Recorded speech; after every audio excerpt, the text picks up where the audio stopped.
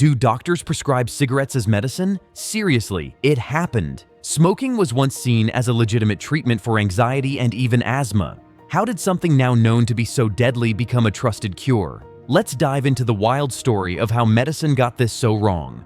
Chapter 1. Smoking as medicine? From the 1930s to the 1950s, doctors prescribed cigarettes as medicine. But back then, cigarettes were seen as soothing and harmless. Doctors believed smoking could calm nerves, help digestion, and even relieve asthma. Some even though cigarette smoke could disinfect the lungs or clear the throat. Why? Medical science was still young, and smoking was just part of everyday life. Most doctors smoked themselves, so if they lit up, it seemed safe. Tobacco companies jumped on this, using doctors in ads with slogans like "More doctors smoke Camels." It made cigarettes look like a healthy product, not a deadly addiction. Early research didn't show the dangers we know today. Symptoms like coughing were blamed on dust or infections, not smoking. Doctors thought cigarettes helped stress and anxiety, which had few treatments then. It's wild to think about now, but this was a time when the very people who promoted smoking were trusted to keep us healthy. Chapter 2. How tobacco became a household staple. Tobacco's journey from a sacred plant to a household staple is fascinating. Indigenous peoples in the Americas used tobacco in spiritual ceremonies for centuries before Europeans arrived. But cigarettes, as we recognize them today, only took off in the late 19th century, thanks to a game-changing invention, the cigarette-making machine. Before this machine, rolling cigarettes was a slow, manual process, making them a luxury item. The machine allowed mass production, making cigarettes cheap and widely available. Suddenly, millions of cigarettes could be produced daily, fueling an explosion in smoking worldwide. By the early 20th century, smoking wasn't just a habit, it was a cultural phenomenon. Soldiers in World War I were given cigarettes as part of their rations, associating smoking with bravery and camaraderie. Movie stars lit up on screen, making cigarettes look glamorous and sophisticated. Smoking was everywhere: cafes, offices, homes. It was the social glue of the time. Chapter 3. Doctors in cigarette ads. Here's where things get strange and a little bit creepy. Tobacco companies didn't just rely on cool factors or celebrity endorsements. They went straight to the top. Doctors. Yes, actual doctors appeared in cigarette advertisements, lending their white coats and authority to sell cigarettes. One of the most famous campaigns claimed, "More doctors smoke Camels than any other cigarette." Ads showed smiling, confident doctors recommending specific brands, implying that if a medical professional approved, smoking must be safe, even good for you. These ads appeared everywhere, from magazines and newspapers to medical journals. The power of the white coat was huge. People trusted doctors implicitly, so seeing them endorse cigarettes erased doubts. It was a brilliant marketing strategy, exploiting trust to hook millions on smoking. The irony? Many doctors were paid as actors or had financial ties to tobacco companies. The doctor-approved label was often a marketing ploy, not a reflection of genuine medical advice. Chapter 4. Why did doctors believe smoking was healthy? You might wonder how doctors could believe smoking was healthy. Well, many doctors smoked themselves. It was common and socially acceptable, so they weren't impartial observers. Also, medical science was limited. Symptoms like coughing or throat irritation were often blamed on dust, pollution, or infections, not tobacco. The addictive nature of nicotine wasn't fully understood, so doctors didn't realize how harmful smoking could be.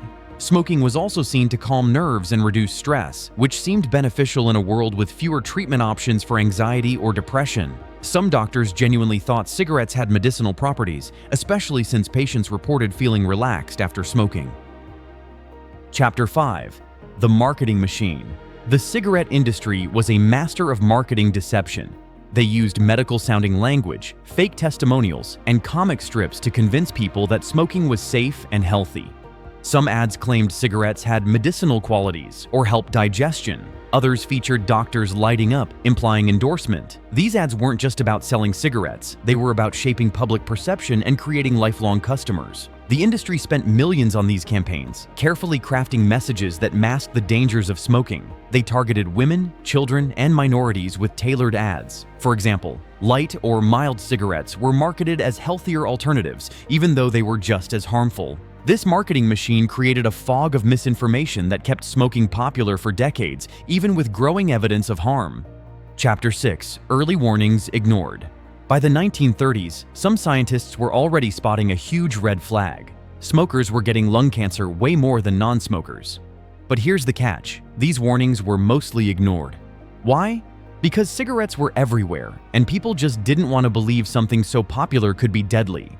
Tobacco companies fought dirty. They found confusing research to muddy the waters and keep people hooked. Doctors and the public clung to old ideas, thinking smoking was harmless or even relaxing. It was easier to believe than face the harsh truth. This denial wasn't just stubborn, it cost millions of lives. Smoking kept growing, unchecked for decades. It wasn't until the 1964 Surgeon General's report slammed the door on doubt, officially calling smoking a killer, that things started to change. Until then, science was raising alarms, but most people weren't ready to listen.